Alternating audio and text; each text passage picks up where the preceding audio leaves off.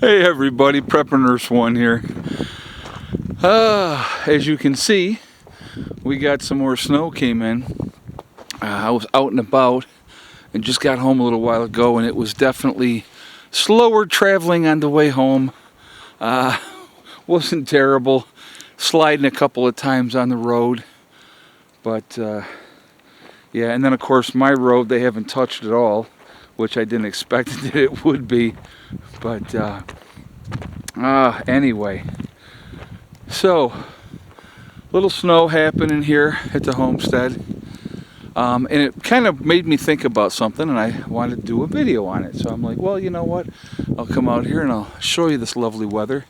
And actually I'll tell you what time it is right now.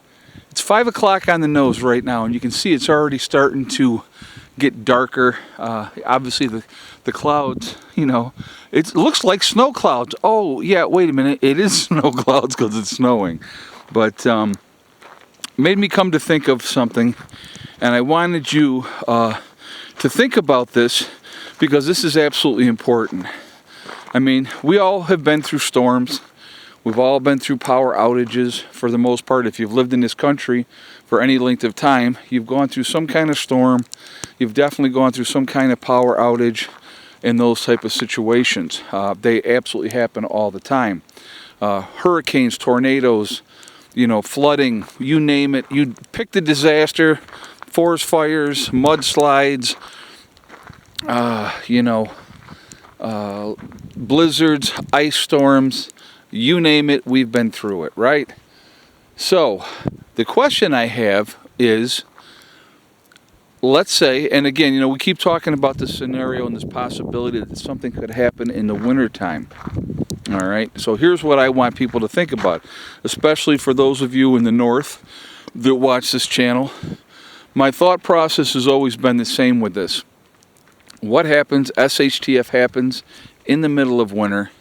Obviously, no emergency services would be running at all. Nothing would be happening that way. There'd be nobody coming to plow the roads. So one good snowstorm where, you know, you get a couple of feet of snow, that's pretty much it. You're going to be locked in until the springtime comes. And if you think about that, if you are not prepared to be cooped up in your house, to be able to get out at all for a couple of months, 2, 3, 4 months straight, you know, what preparations have you made to make sure that you can get through that time period okay? Do you have a wood stove in your home, especially if you're in the Northeast, to be able to have a fire to not only keep your home warm, but also to be able to cook on, to boil water, for washing up and all those type of things? You know, do you have a water supply in place? You know, people don't think about those things as far as long-term type of situations because we really haven't had to deal with that. So let's look at it from a FEMA standpoint, okay? So people always are talking about, well, the government will save the day, blah, blah, blah, blah, blah, okay? Female employs about 20,000 people, has a $20 billion a year budget. Now, they can obviously, you know, call in more resources, but if we have a true countrywide SHTF situation, FEMA will have their hands full just trying to take care of the cities. Not even talking about anybody in the country, you know, getting help if you're not in a city somewhere, even in suburbia, even in a small towns, that help may not be coming for a long, long time. So I would not count on the government to come in and save the day if we have a huge disaster happen in this country, because they're just not going to be able to. They can't. They're not able to. I mean, you look at a situation, Hurricane Katrina, and what a disaster that was logistically. Now think about that on a countrywide basis, and help is not coming. We have to be able to help ourselves, to be able to step up and help our neighbors if we can, you know, be in that type of position where we can, you know, be there for people that need us because they're going to need us. And so it was something that I wanted you all to think about in this video. Are you prepared?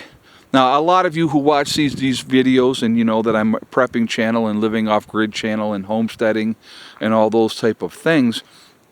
So a lot of you are prepared, and which is great.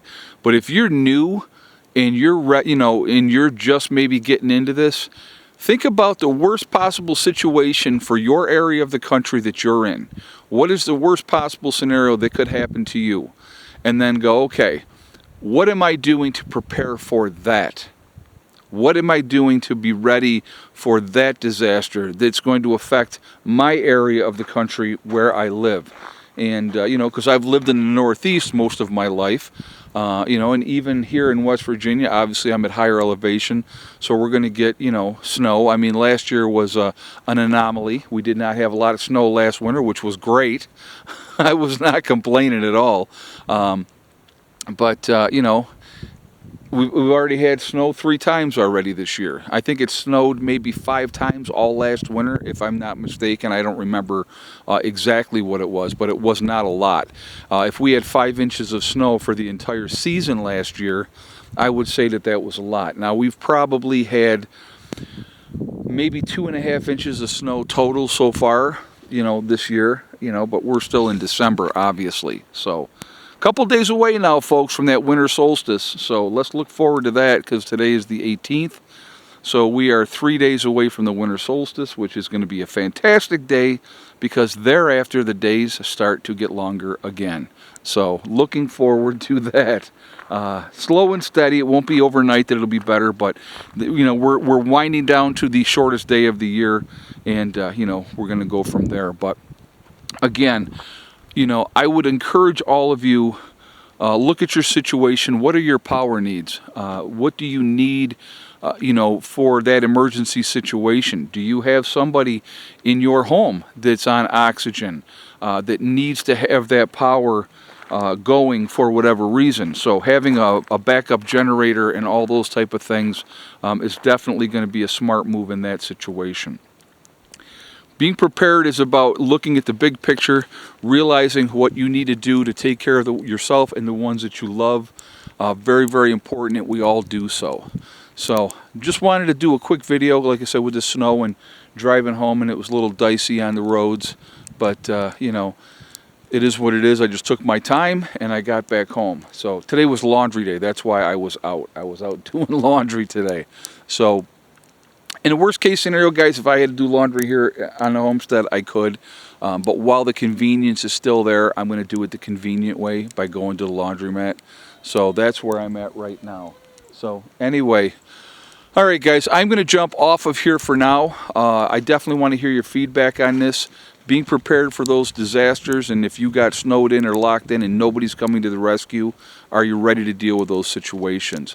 It's really important that we get ready for those type of situations. Remember, guys, we truly are all in this together. We are one race called the human race. As soon as we can figure that one out, we're going to be in much, much better shape. Also, remember to hug and kiss the ones that you love. Tell them every single day, tomorrow's not guaranteed. We never know what's going to happen in life, so it's really important that we tell the people that we care about every day how we feel. Last but not least, STD, step, thing, and day. One step at a time, one thing at a time, and one day at a time. Whatever you're trying to do, whatever you're trying to accomplish, you can do it. The only one stopping you from achieving your goals is you. That's it, nobody else. Stay positive, stay away from the negativity, and you're going to be just fine. She's having a good old time out here just running around. Be safe, everybody. Keep prepping. Take care of your families. I will talk to you later. Prepper Nurse 1 out for now.